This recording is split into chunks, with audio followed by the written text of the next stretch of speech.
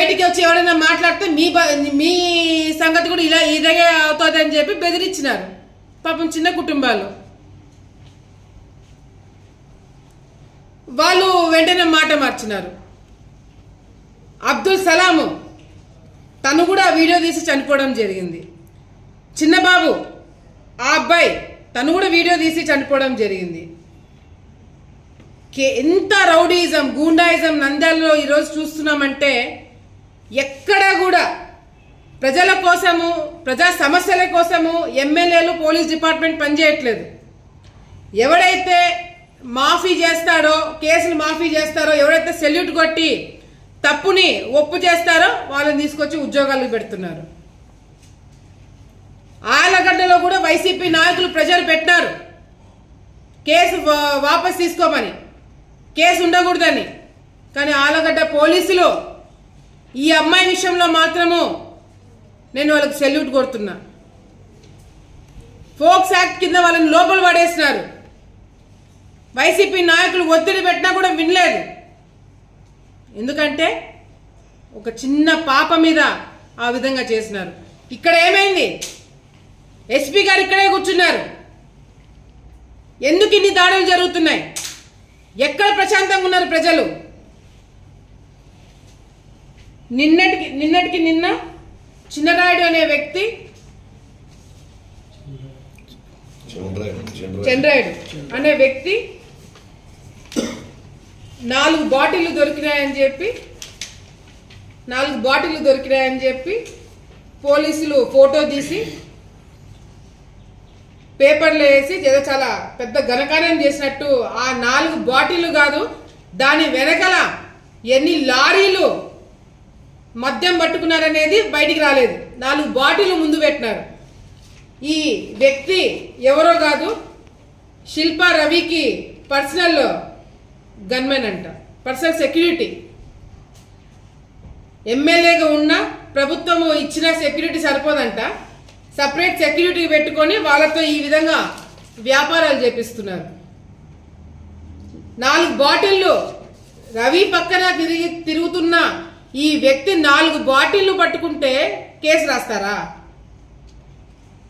ఎమ్మెల్యేకి సంబంధించిన ఒక వ్యక్తి సెక్యూరిటీ వ్యక్తి పైన 4 బాటిళ్లు దొరికినాయని చెప్పి అరెస్ట్ చేస్తారంట. వెంటనే రిమాండ్కి వెంటనే స్టేషన్ బెయిల్ ఇచ్చేసారంట, బయటకు వచ్చేసాడంట. అరే అరే అరే, మరి శిల్పా రవి ఫోన్ చేయలేదా? మా వాళ్ళని పట్టుకోవద్దు, కేసు రాయొద్దని పెట్టలేదా? దీని వెనకాల 4-5 లారీలు మద్యం ఉంది కాబట్టి 4 బాటిళ్లు ముందు పెట్టి చిన్న కేసు రాసి బయటికి పంపించినారు.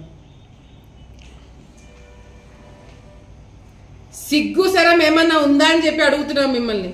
మీకు ఆడపిల్లలు ఉన్నారు కదా, అంటే శిల్పా వాళ్ళకు కూడా తెలుసు ఆంధ్ర రాష్ట్రంలో కల్తీ మందు దొరుకుతుంది, పక్క రాష్ట్రాల నుంచి తీసుకురావాలని చెప్పేసి గోడౌన్ల నుంచి స్టోర్లకు వచ్చే మద్యం అంతా కూడా కాంట్రాక్టర్లు తీసుకుంది శిల్పా అనుచరులే.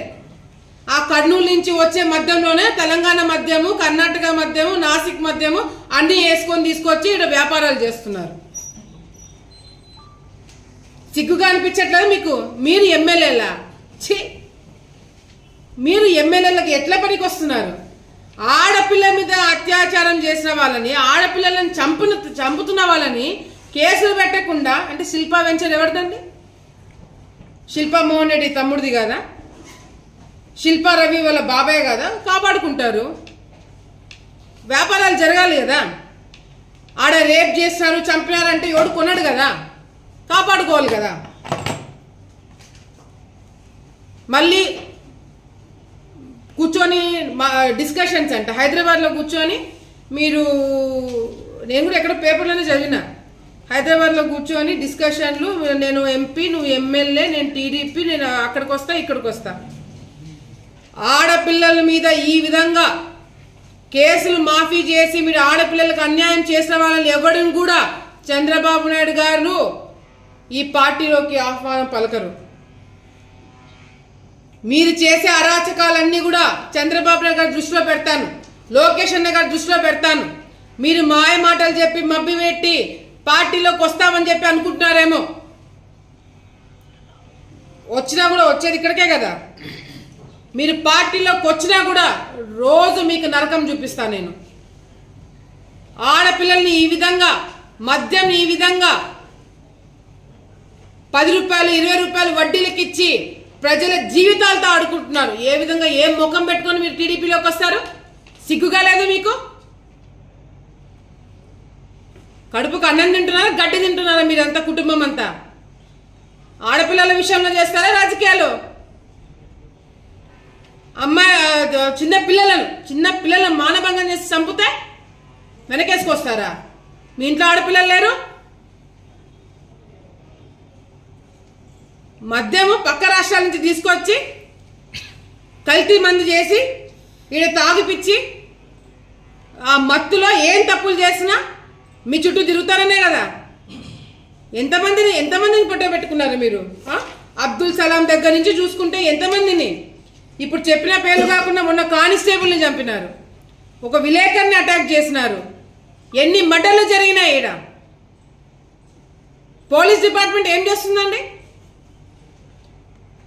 ఏం చేస్తున్నారు పోలీస్ డిపార్ట్మెంట్ వాళ్ళు? ఎస్పీ గారు ఇక్కడే కదా కూర్చునేది. ఒక మైనర్ బాలికని హత్య చేస్తే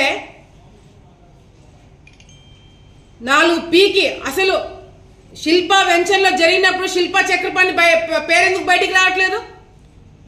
ఆత్మహత్య చేసుకున్నా కూడా శిల్పా వాళ్ళది బయటికి రావాలా? వాళ్ళని కూడా ఎంక్వైరీ చేయాలా? అక్కడ పనిచేసే వాళ్ళని ఎంక్వైరీ చేయాలా? ఎస్సీలనే కదా చిన్న చూపు మీకు? కాదు, ఎస్సీలనే కదా చిన్న చూపు, మైనారిటీలనే కదా అబ్దుల్ సలాం లాంటి వాళ్ళు చిన్న చూపు. ఈరోజు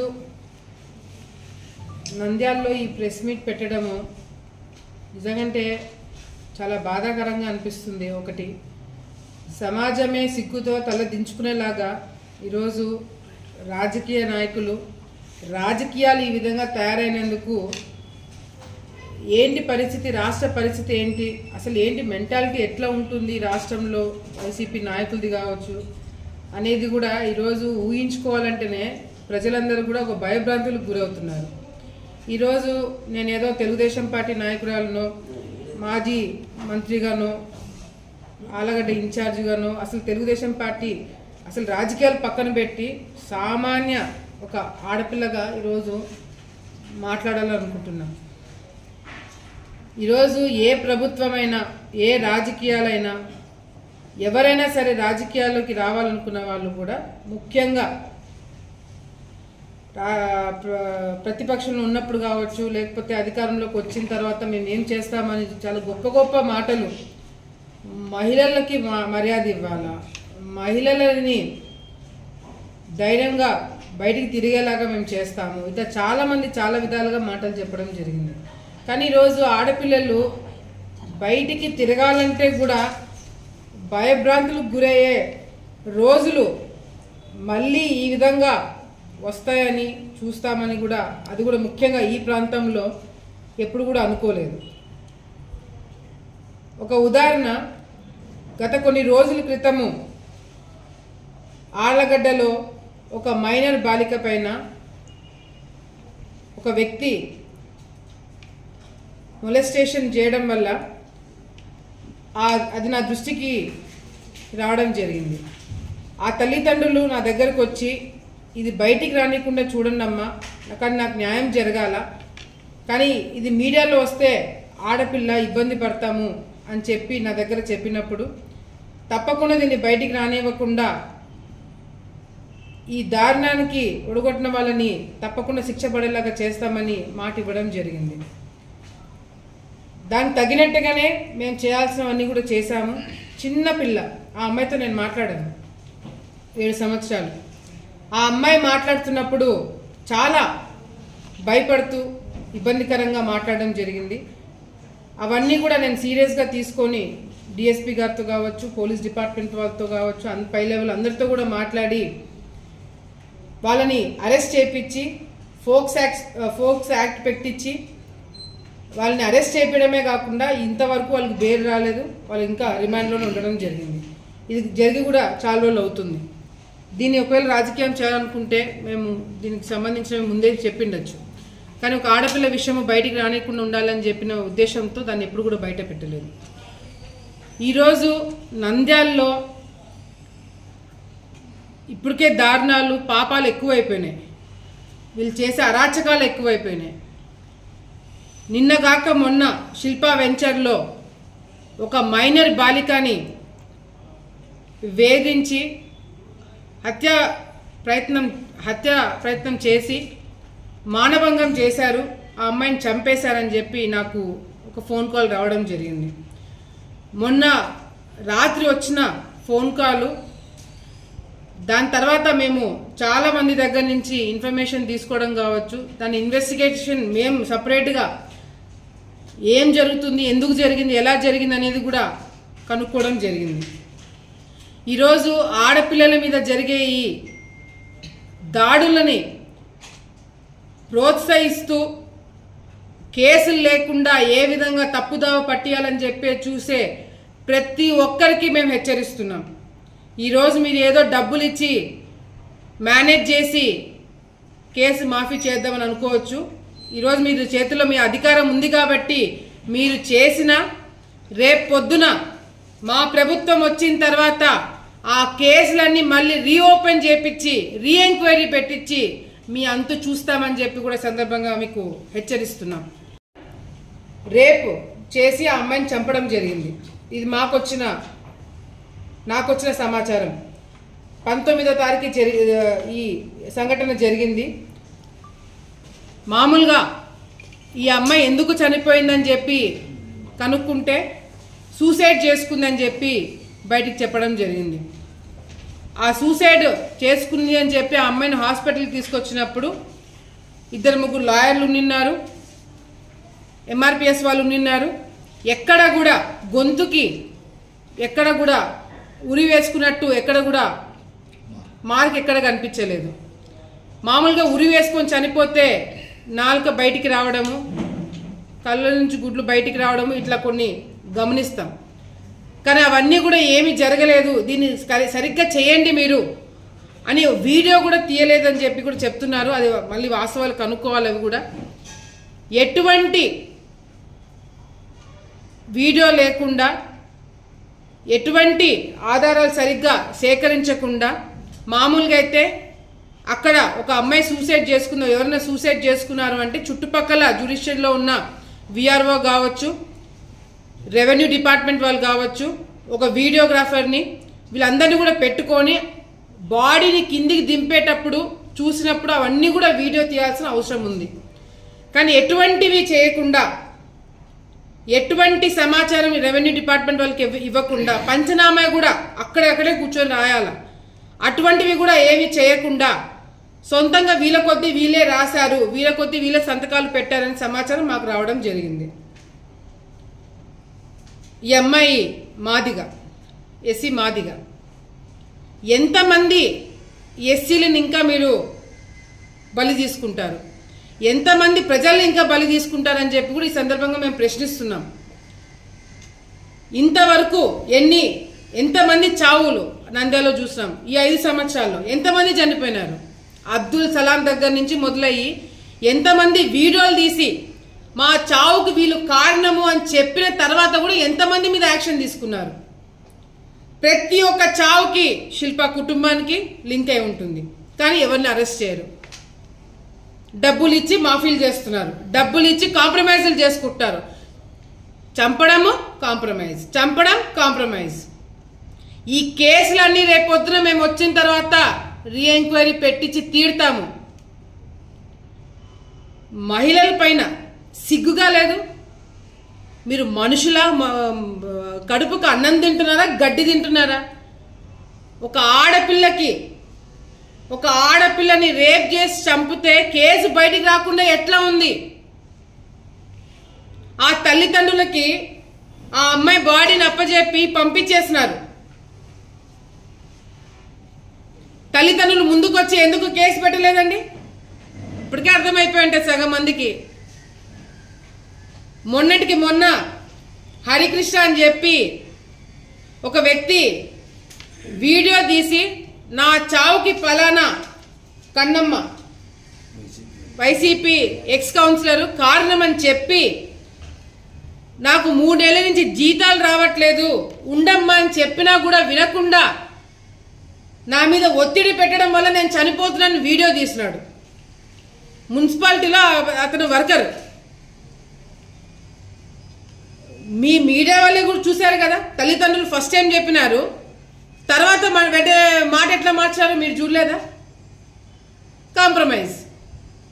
మిమ్మల్ని కాపాడుకుని చేసే ప్రతి ఒక్కటి కూడా గుర్తుపెట్టుకుంటున్నాం.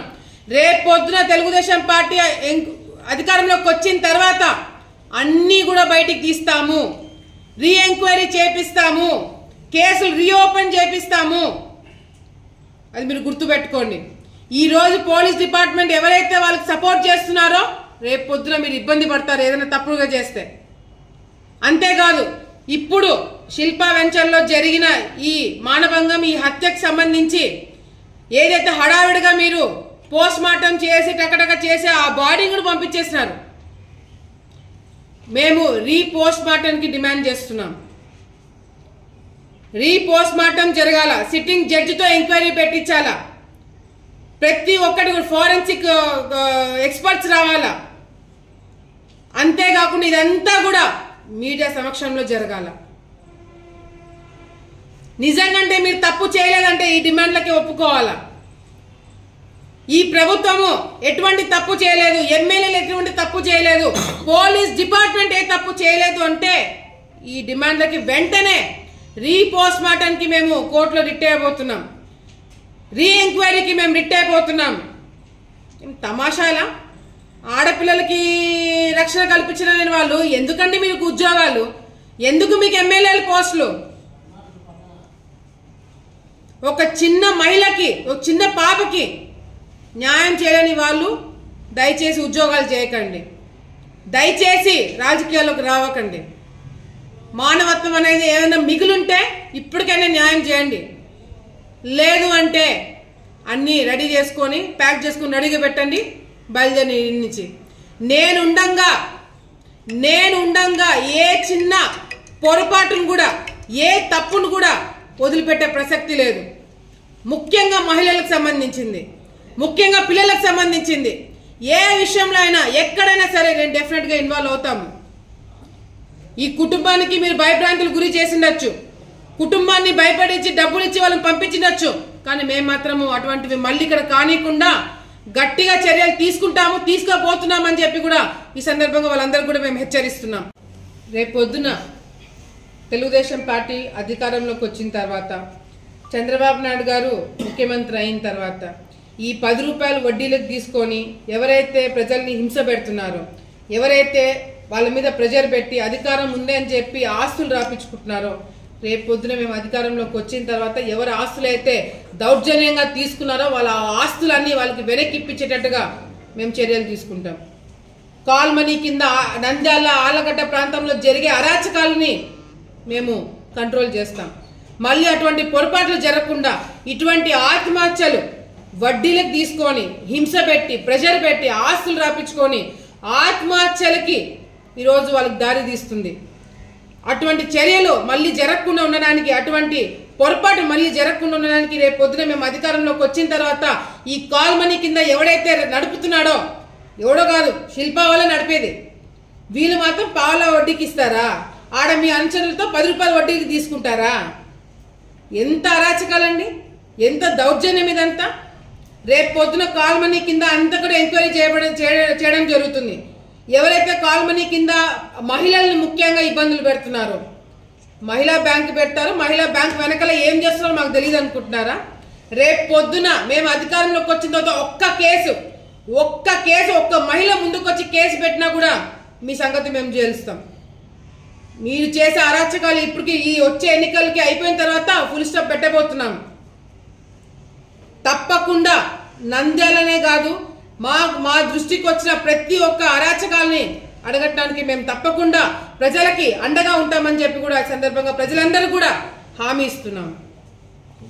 మళ్ళీ ప్రెస్ మీట్ పెట్టించి లేదు ఆ అమ్మాయికి మెంటల్ గా ప్రాబ్లం ఉంది, ఆ అమ్మాయికి ఏదో హెల్త్ ఇష్యూస్ ఉన్నాయి అందుకే సూసైడ్ చేసుకుంది, ఇంకోటి ఏదో చనిపోయిందని చెప్పిస్తారు.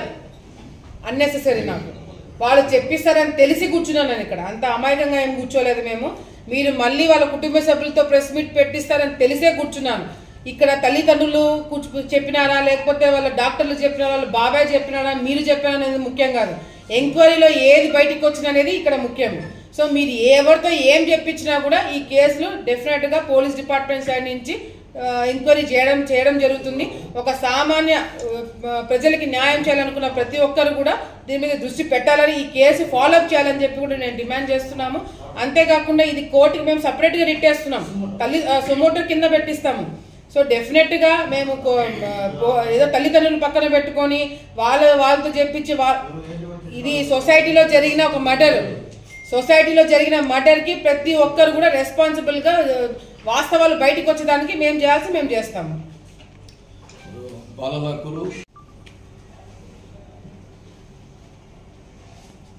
ఇది మెయిన్గా మీరు చేయాల్సింది ఈ అమ్మాయి విషయంలో కావచ్చు, మన చనిపోయిన హరికృష్ణ విషయంలో కావచ్చు, ఈ 5 సంవత్సరాలు మేమున్నప్పుడు జరిగిన ఈ 5 సంవత్సరాలు జరిగిన హత్యలుగా, అది సూసైడ్స్ కాదు, అవి హత్యలు. అన్నిటికీ సంబంధించి రేపు పొద్దున వచ్చిన తర్వాత ఒక ఎంక్వైరీ అనేది జరుగుతుంది. ఇప్పుడు ఈ అమ్మాయి విషయంలో మేము డిమాండ్ చేసేది, ఇప్పుడు వాళ్ళు తప్పేం లేదంటున్నారు కదా, మరి రీపోస్ట్ మార్టంకి పెట్టండి, సిట్టింగ్ జడ్జితో మీరు ఎంక్వైరీ పెట్టియాలా, అదేవిధంగా ఫోరెన్సిక్ ఎక్స్పర్ట్స్ రావాలా. ఇవన్నీ కూడా నంద్యాలలోనే ఇక్కడే జరగాల, మీడియా సమక్షంలోనే జరగాలని మేము డిమాండ్ చేస్తున్నాం. అది మీరు చేయకపోతే డెఫినెట్గా మేమైతే కోర్టుకి రిట్ అయ్యడం అయితే జరుగుతుంది. మైనర్ బాలిక అక్కడ శిల్పా వెంచర్లు ఎందుకు పనిచేస్తున్నారు, అది మెయిన్ పాయింట్. సో ఒక మైనర్ పిల్లలతో కూడా పనులు చేయించుకునే కార్యక్రమం చేస్తున్నారు. డెఫినెట్గా ఆ బేసిస్ మీద శిల్పా వాళ్ళ మీద కేసు కడతారేమో చూద్దాము. కట్టలేదు అంటే రేపు పొద్దున డెఫినెట్గా కుటుంబాలు వచ్చి మమ్మల్ని అడగాల్సిన అవసరం లేదు. ఈ సమాజంలో జరిగే అరాచకాలు అరగట్టడానికి ఇది మా బాధ్యత. సో డెఫినెట్గా అవన్నీ కూడా రీఎంక్వైరీ జరుగుతాయి. సో ఇవన్నీ కూడా పోలీస్ డిపార్ట్మెంట్ సీరియస్గా తీసుకుంటారు లేదనేది కూడా తెలుస్తుంది.